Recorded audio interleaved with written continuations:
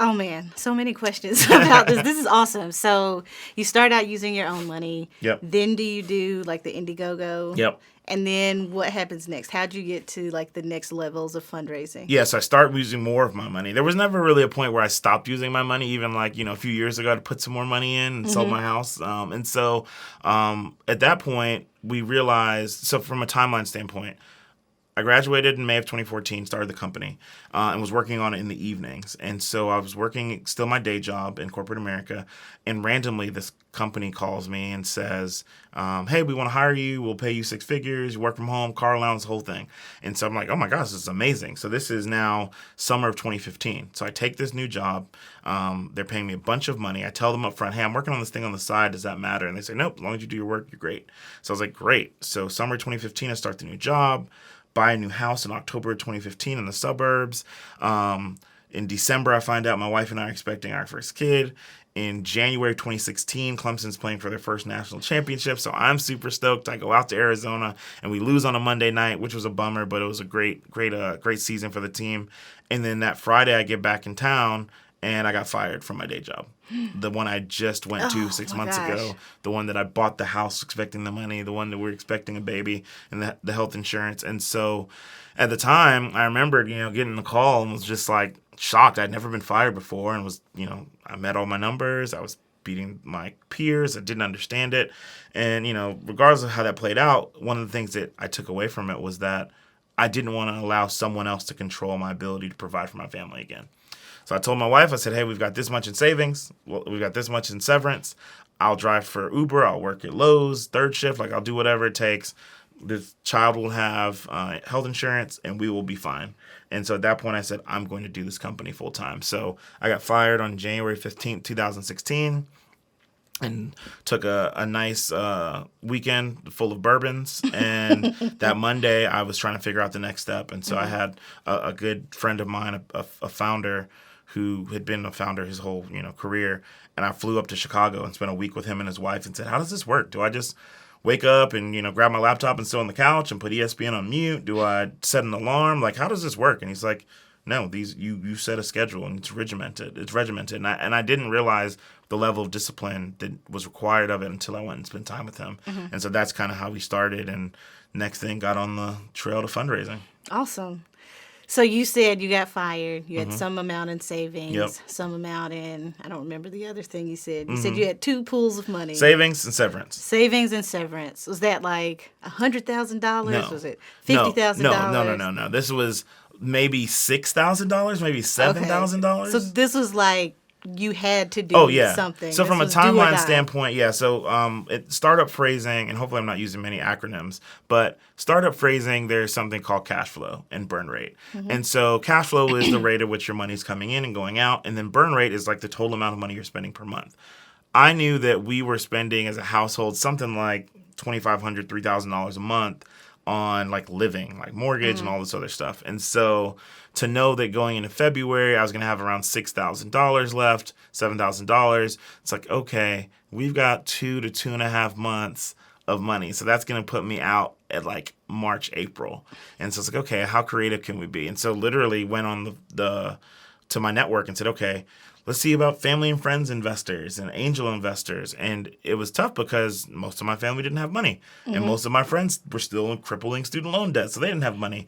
And so it was really became a introduction to an introduction to an introduction that allowed us to get to that next phase. And so we ended up having 144 meetings that we took. And I was keeping notes on everything on this Google spreadsheet. And after the 144th one, I was like, it was a really bad meeting. And I was just like, I'm not going to keep track of these numbers anymore because I'm going to keep going. Like, I'm not going to stop. So why am I keeping up with these numbers? And then shortly after that, I got introduced to our first significant and major investor, and that changed everything. That changed the trajectory of the whole thing. So had you done the Indiegogo, the crowdfunding? Yeah, I did that in like 2014. Like while I was still like doing it on the side, I said, I want to build something that if this works, it'll change how we all experience sports.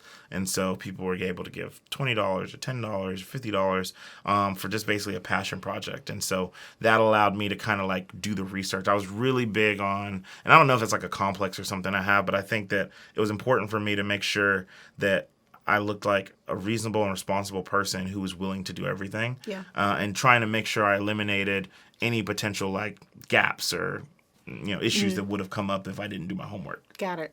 So you had raised some money with Indiegogo. Mm-hmm. You had your own money. Yep. How were you making money in the business at that stage? So I started consulting on the side, which was great. I was making good money consulting.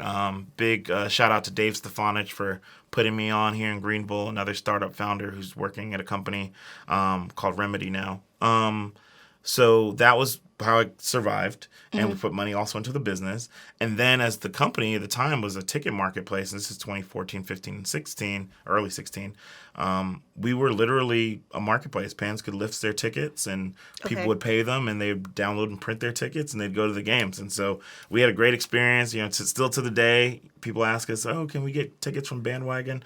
And we don't run that anymore, but it's been really great to know that little idea that we had not only helped us understand the pain points of the market, but number two, it really helped us truly be a part of it and now open our eyes to what the larger market opportunity was. I see. Cool. So you were doing all these things. You get introduced to your first investor. Why was that person interested in investing at that stage? Like, what had you done to get to that point where that person wanted to give you so money? In short, the answer is nothing.